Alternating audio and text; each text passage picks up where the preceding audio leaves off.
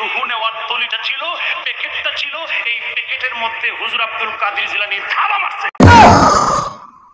আসসালামু আলাইকুম রহমতুল্লাহ। প্রিয় ভিউয়ার্স, আজকে আমি আপনাদের সামনে জিলাফিকুর সিন্নিকুর বক্তার মাধ্যমে আব্দুল কাদের জিলানী রহমতুল্লাহি আলাইহি সম্পর্কে একটি মিথ্যা বানোয়াট ভয়ানক ঘটনা তুলে ধরব, যা শুনলে আপনারা ভয় পাবেন।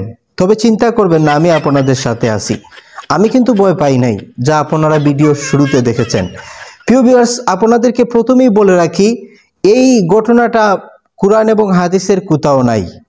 একজনই দেখলাম কমেন্ট বক্সে কমেন্ট করেছে যে এই ঘটনা যদি কুরআন হাদিসের কোথাও থাকে আর যদি তুই আমাকে দেখাতে পারিস তাহলে তোকে 1 লক্ষ টাকা পুরস্কার দিব। চলুন আপনাদের সামনে সম্পূর্ণ ভিডিওটি তুলে ধরি, তা না হলে তো বলবেন আমি কাটসাট করে আপনাদের সামনে ভিডিও উপস্থাপন করি। আজরাইলের যে রুহু নেওয়ার তলিটা ছিল, প্যাকেটটা ছিল, এই প্যাকেটের মধ্যে হুজুর আব্দুল কাদের জিলানী ধাবা মারছে। খাদেমের রুহুটা নেওয়ার জন্য হুজুর আব্দুল কাদের জিলানী কয়, আমি মুরাকাবার হালে দেখলাম আজরাইল আরো কিছু রুহু, শুধু আমার খাদেমের রুহু না, আরো কিছু রুহু প্যাকেটে কইরা আকাশের দিকে যখন উঠতেছেন, আমার আব্দুল কাদের জিলানী রহমাতুল্লাহ আলাইহি ডাকতেছেন, আমার শাহনশাহী বাগদাদ, আমার হুজুর আব্দুল কাদের জিলানী ডাকতে, আজরাইল আমার খাদেমের রুহু দিয়া যাও। আজরাইল কয়, এটা আল্লাহর হুকুমে নাই, এটা আল্লাহর হুকুমে নাই, তোমার খাদেমের রুহু আল্লাহ নিয়ে গেছে, আমি নিয়ে গেছি, এটা ফেরত দেওয়া যাবে না। হুজুর আব্দুল কাদের জিলানী কয়, এই খাদেমের স্ত্রী, আমার খাদেমের স্ত্রী আমার পাগল বানিয়ে দিতেছে, তার স্বামী দুনিয়া থেকে বিদায় হয়ে যাবে, তো অল্প বয়সে এটা সে মানতেই পারে না। আজরাইল তুমি দিবা কিনা বলো। আজরাইল কর না, আমার হুজুর আব্দুল কাদের জিলানী দিতেই হবে। তর্ক বিতর্ক লেগে গেলেন। কিতাবের মধ্যে পাওয়া যায় হুজুর আব্দুল কাদের জিলানী এই মুহূর্তে আজরাইলের যে রুহু নেওয়ার তলিটা ছিল, প্যাকেটটা ছিল, এই প্যাকেটের মধ্যে হুজুর আব্দুল কাদের জিলানী ধাবা মারছে। খাদেমের রুহুটা নেওয়ার জন্য কেন?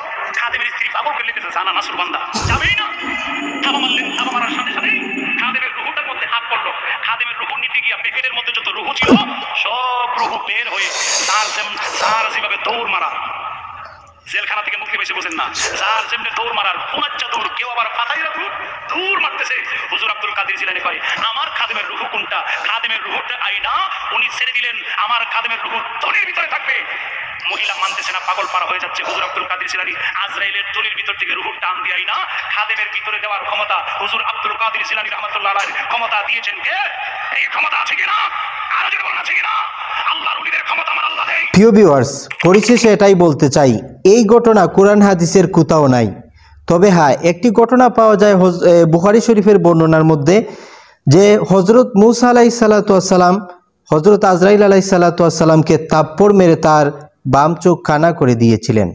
প্রিয় ভিউয়ার্স, আজকে ভিডিওটি এই পর্যন্তই। ইনশাআল্লাহ দেখা হবে অন্য কোনো নতুন ভিডিওতে। আসসালামু আলাইকুম রহমতুল্লাহ।